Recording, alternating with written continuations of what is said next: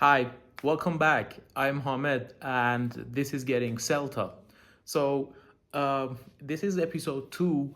I had originally intended to do it every week, for every week of the course that I'm doing, but unfortunately things happened. So I had this ACL in my knee torn completely.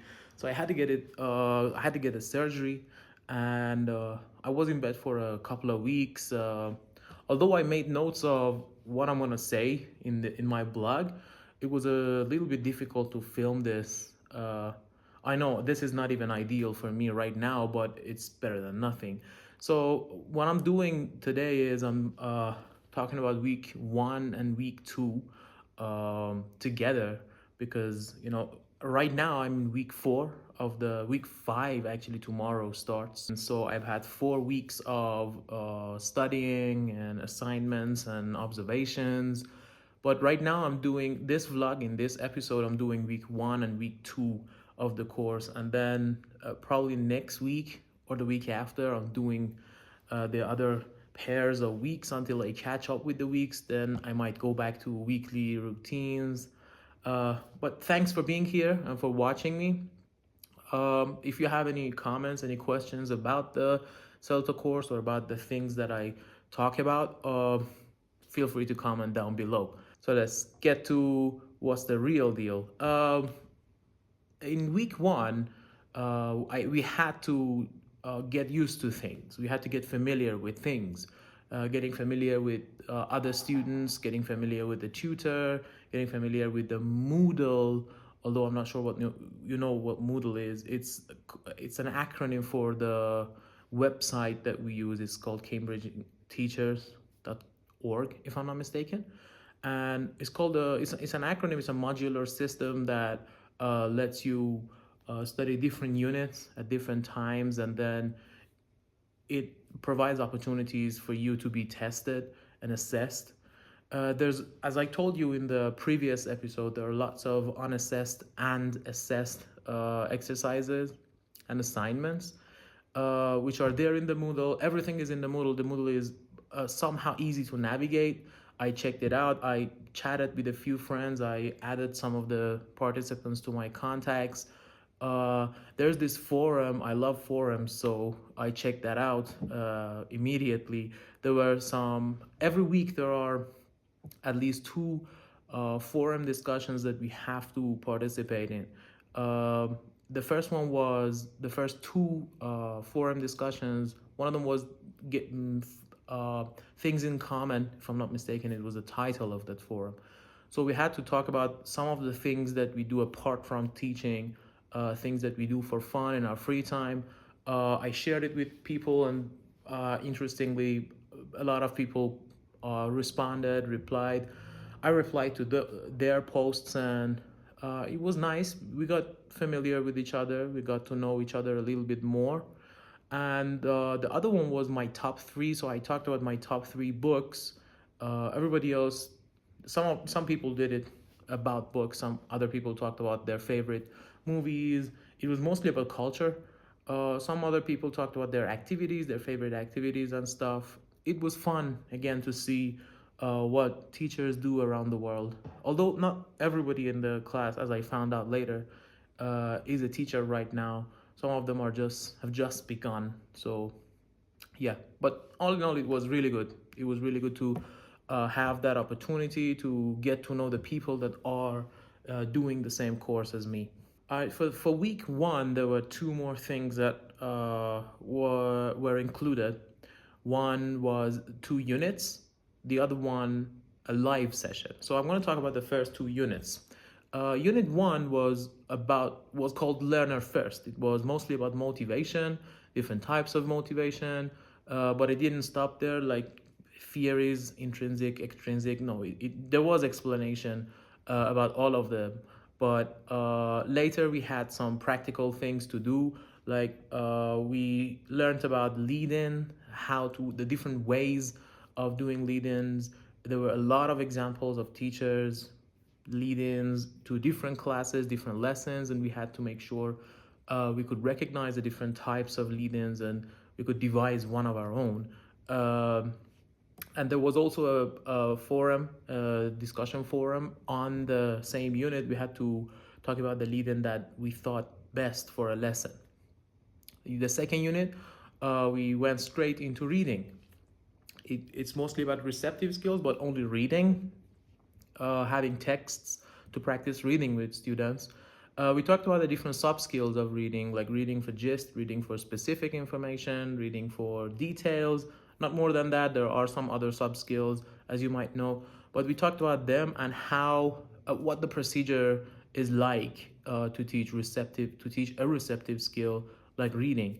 There are a lot of things that I learned, particularly that you can't and you shouldn't try to implement all the sub skills of reading when you're teaching reading. So you have to choose the ones that you think that fit best the goal of that session, the goal of the students, and yeah, things like that. And just like any other modular system, there were some assignments numbered, but we didn't have to do them in order. So the first assignment we did was assignment number 3, where we had to design a lesson, not a lesson plan, just a lesson on a receptive skill using a text, an authentic text that we had options to choose from. We had some hints at what the aims are and what kinds of exercises we could use. But Unit 2, as I just told you, was a big help.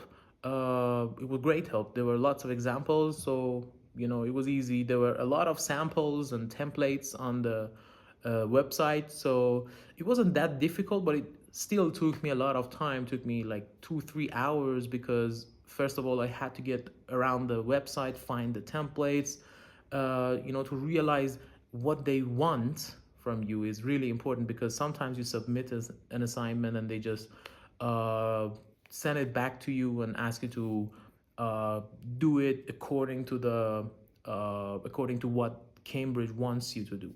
So I kind of made sure that I wouldn't have to resubmit. So and it happened. I didn't have to resubmit. It's not graded yet. It's been 3 weeks since I submitted that, but no grading yet. I'll let you know when they start grading things. I just found out yesterday that they have looked at it, and they know that I have submitted it, but no, they haven't graded it.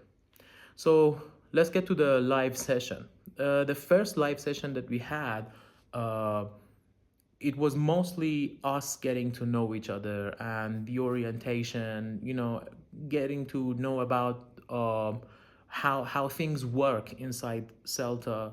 How do we do assignments? How can we do things in groups or pairs? Because there's a lot of pair work and group work, which I love. And also about how to use discussion forums, what kind of assignments are assessed and what things are unassessed and just for us. A lot of what you do on CELTA is just unassessed, but I I highly advise, if you take CELTA, do all those things, because they all add something to you. What I heard from some of my classmates was the Moodle, the units, when you do it, are too easy. They're just so childish and everything. Yes, I know. I've been teaching for 13 years. Almost 90% of what there is, I know, and I've been doing that.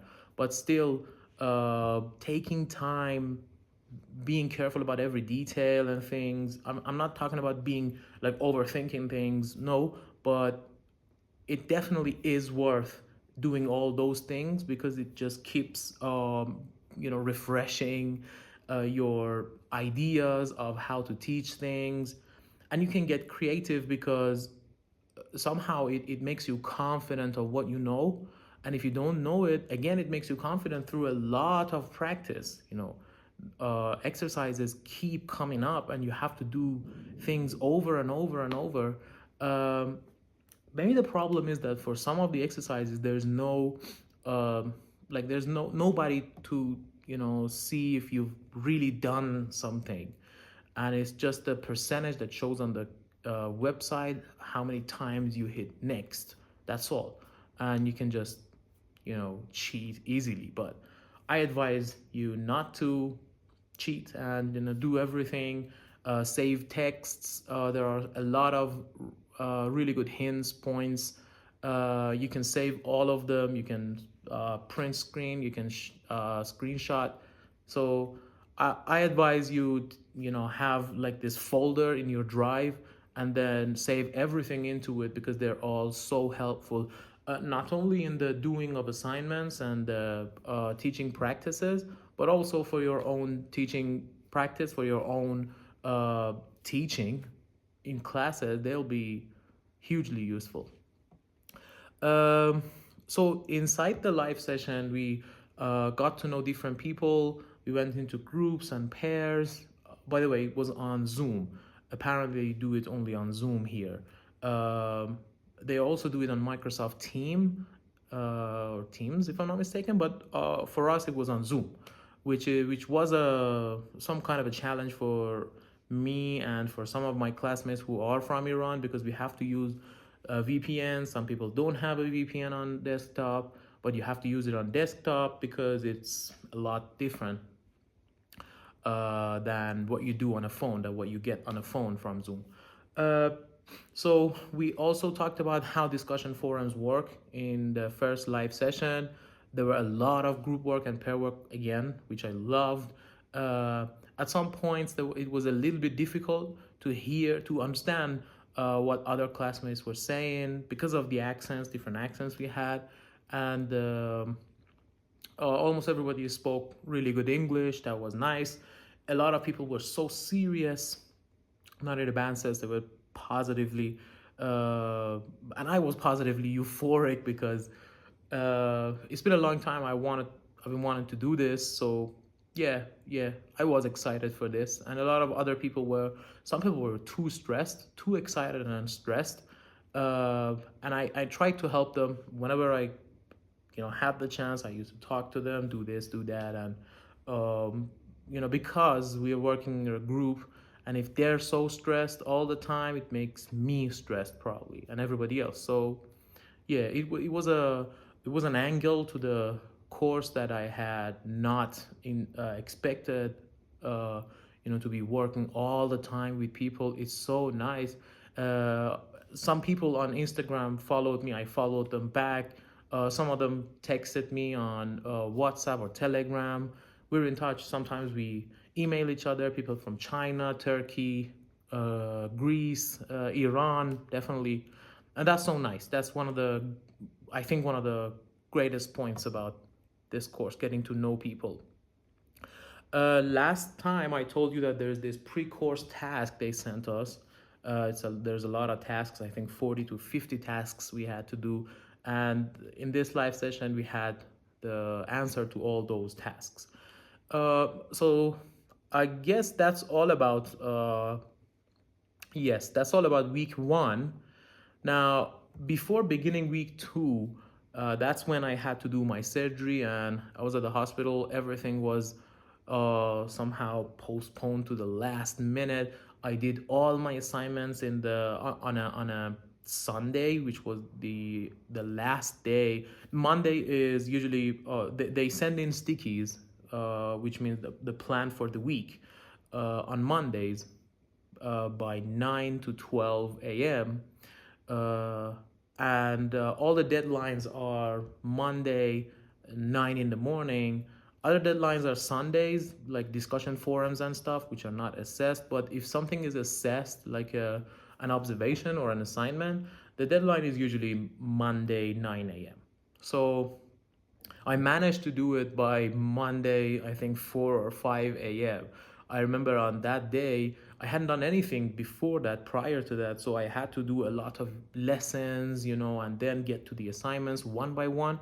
So it took me around like 12 hours to do all the assignments and observations and double check everything, and then submitting it, making sure it's submitted. Yeah, it took me a lot of time, and it taught me something. It taught me that, I have to do some daily work because, it's too much. It's too much. And you have to do it every day. You have to do it like it's like going to school, like every day for certain times. You should be doing this. You should be learning stuff. You should be studying, exercising, writing things down, checking with your group or your partner, Yeah, you have to do it every day. Otherwise, you'll get in trouble. Now, the sticky for week 2 came in, and I still had my brace on. I had to go to the doctor the next day to take it off. I was excited about that, but still I couldn't walk. I couldn't, move a lot. So, you know how it is when you're like in bed all the time. It somehow, uh, somehow, takes a toll on your uh, morale, and so it was a bit difficult. That's all I'm saying. But anyways, let's get to it. I was too excited for this learning journey to be let down and to be disappointed by myself and not do anything. So I got to work. For week 2, I'm going to talk about the two assessed assignments that we had. We had assignment number 3, which I talked about, and we had a video observation. It was a recorded class of somebody called Lindsay Warwick, and she taught second conditional. And I'm going to talk about the observation that I did from that class. So first of all, let's talk about the units that we had. Oh, we also had a live session for week 2. So let's talk about the units first. The third unit was on MFPA, which stands for meaning, form, pronunciation, and accuracy, which is somehow the order in which you teach language bits like vocabulary or grammar. You start with the meaning of vocabulary or grammar, then depending on what you prefer, next you can go to the pronunciation part or the form, and then if applicable, you have to talk about the appropriacy, like if it's informal, formal, different connotations, and stuff like that. Unit 4 was on classroom management, the same topic as the live session for that week. It was about rapport, pace of the lesson, monitoring, instructions, which I found really useful, and student-centered activities. Unit 5 was on course books and using them. Just to let you know, I'm doing this project of reviewing different course books in Iran. There's a lot of them that are international and people are using it all around the world. And I'm doing it on Instagram, so you might want to check that out. I've just started. I have reviewed all of them, but the filming and the editing is gonna take some time, and yeah, I'll be posting them soon as possible. But this was also really good because, let me tell you this one. Previously I thought that coursebooks have to be taught like at least a big portion of every unit has to be taught in the same order of the lesson that is presented in the book. But now I found out that you don't have to do that. You can just use it as a source of a part of materials that you're using. You can change everything in it. You can even change the type of exercises to suit and match the goals of the lesson and the interests of the students. This was great. I think this unit was one of the best so far. Now let me get to the assignments, and after that we talk about the live session. The assignment, I told you it took me a long time. Assignment number 3 was designing a lesson around an authentic text. We were given some choices. We were given a student's profile, who students were, what they liked, what they didn't like. We also had guidelines and rubric, like what we had to do step by step. Everything was given to us, like even the format of how it should be organized and things, the references, the appendix, and everything was mentioned in the guidelines and rubric. So it was not that difficult to be sure of what you're gonna do and how you're gonna organize this. One of the things that was nice was to talk about the rationale behind every choice you made. Like for the lead-in, if you had to go for a prediction exercise, like look at this picture and predict what's gonna happen, was what we're gonna talk about. We had to talk about why we used this type of lead-in, And in the rationale, we had to refer to the class profile, like people like this, like that. So I think it was a huge assignment, but at the same time, it taught me a lot about the different different rationale, the different types of reasons we have for choosing exercises, uh, and it somehow set my mind to peace, because previously there were all sorts of things coming to my mind, like my student like this, like that, I like this, and there's this, I don't know, restriction in the class, and so everything was somehow like it was like a melting pot. But now it was a lot clearer to me how I can go for certain exercises and not the other ones. Uh, yeah, so that was, I think, the highlight of this assignment. I chose this text to talk about the different ways of relieving stress or beating stress, as it was mentioned in the text. So I had some lead in first, talked about the rationale. I had the first task to go for the sub skill of reading for gist, then the second one, reading for details. Here there was some sort of a gap I was worried about. I haven't got any gradings or any feedback on my assignments, but I think there is some gap between, like, it's the gist and then all of a sudden I go to some detailed reading, which I think should be done a bit more smoothly. But yeah, I let it be there so I get my feedback and see what happens. And then I had one final task on using a productive skill. Uh, so it's always somehow it's mandatory to have some productive skills at the end of uh, any receptive skill part in your lesson, because people get to personalize things, people get to talk about things, and it improves their confidence a lot. Yeah, but it has to be done after like some steps, like at least two tasks, focusing on gist reading and detailed reading. The second thing I had to do was the video observation. I really like observations. I love observations. Wherever I worked, I used to ask my supervisors to observe me. When are you gonna observe me? Can I observe other people? I have been to different teachers' classrooms, and I love observations. I think that's one of the most valuable things that teachers can do. It's really useful. You get to see what's wrong with your teaching, what's wrong with other people's teaching. Apart from that, you learn how to do certain things. You learn creative ways of doing things. Sometimes you learn some language bits even. So it's all positive. It's the best thing that teachers can do, observation. And then definitely there has to be there has to be someone, at least an expert, who gives you feedback on some of the observations you do.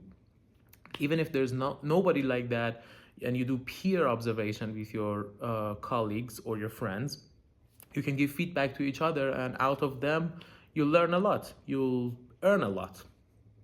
So this video observation was, as I said, done by Lindsay Warwick, somebody called Lindsay Warwick from Cambridge. And apparently the main aim of the lesson was to get students to use second conditional to talk about hypothetical present situations in the context of two people talking about money at work. They apparently had found a wallet, so they talked about money. If I had this amount of money, I would do this. Yeah. It was a really well-planned class. I watched it once, and then I had to go on the Moodle, find one observation, at least one or two observation tasks, and complete the tasks according to the video I watched. I chose planning and staging. It was on us what to choose, so I chose planning and staging because I thought maybe that's the one I need more practice on at this point. So I chose that. I went for the class. It was really good. I somehow managed to make notes on every stage and the details of every stage, what students and teachers did, what type of interaction there were, how much time was spent, how uh, errors were corrected, how monitoring was done, how rapport was built. I also, paid attention to all those because I'm somehow an experienced teacher. I can't help noticing those things. So it's as I told you, observations are always useful. So yeah. So this lesson was, as I told you, it was according to it was aligned with all we had studied. The receptive skills, it began with a lead-in, and then there was listening for gist, then listening for details, then there was productive skill. At the end, they talked about things, they talked about the topic, and then we got to the language bit. The teacher used some sentences from the text of the listening exercise to start teaching the grammar, which was, if I had money, I would give it to charity, if I'm not mistaken. And then she checked students' understanding of the meaning of grammar first before anything. Then, when she made sure that students know the meaning of the grammar structure, she went for the form of the grammar, like the past tense, if, and then the comma, and would, and then simple. Then she made sure that they know that these clauses could replace each other and the comma would vanish. Then she went for pronunciation. A lot of drilling happened, and 2 or 3 restricted exercises. That's again what helped me a lot. It somehow reminded me of what I have to do. It was like, you have to do a lot of restricted practice too before you get to those productive moments where students have to speak and use the language bits for themselves. There were a lot of really creative ways of practicing the form, the meaning, the pronunciation, and everything. And at each stage, she checked people's understanding. She used fingers to talk about the I would, to mention that usually we say I'd, not I would. So that was nice. A lot of other ways, like she used realia, she used pictures all the time, she used the board really well. She had a plan for that. It was obvious. A lot of group work and pair work was done. Now it's time to talk about the second live session. Let me tell you before that, the live sessions happen 2 or 3 times a week. It's the same content, the same session. The tutor has the same plan, but it just happens 3 times because people are doing this part-time course because they work just like me, and they might not be able to attend like any time during the week, and it's almost impossible to be able to talk to everybody to plan a time for one session. So I managed to attend the last one, which was on a Sunday or a Monday. I'm not sure exactly, but anyways, it was before the sticky of the third week came in. The live session was on classroom management. I really like it. This is my favorite topic in teacher training and teacher studies. I really liked it. This is my favorite right now. Actually, for the past year, I've been studying on classroom management. We talked about instructions, how to check instructions, how to give instructions, the different stages. We talked about group work and pair work and monitoring. There's this side note about this live session, which was there were a lot of tensions in countries in the Middle East at the time of this live session, and we used to hear a lot of fighter jets. Me in Iran and a lot of people in Turkey, I could hear over their microphones the fighter jets that were going past their homes, and it was really scary, and a lot of people panicked during the class. I remember one group work we were doing, and we could hear those fighter jets, and everybody was like, nobody could speak. Everybody was listening to what was happening, and it was a little bit difficult maybe to go back to what we were doing, but we tried. And because we had this, everybody has this passion in this course, had this passion to learn and to understand how to do things. Well, not everybody. Just after that, we received the sticky for week 3, and by now I had realized that I can't do everything in one day. I can't do all the assignments in one day. I had learned that I have to, uh, set some time every day to study, to learn new things, to do assignments, because it's somehow impossible to do everything in one day or 2 days even. So I plan to do it every day, not to cram. Although the reviewing thing might still feel like cramming, but I'm doing this now for week 3. I'm doing this little by little, so it would be a little bit more manageable. That's all for week 1 and 2. This was episode 2 of Getting CELTA Vlog. I'll be with you soon. Hopefully next week, I'll upload the third and the fourth week in episode 3 of this vlog. I hope you enjoyed this, and if you have any questions, if you have any suggestions for how I do this, please comment down below. And if you think it's useful for you or any other teacher, you can share it with them, and leave that like button here. Thanks so much.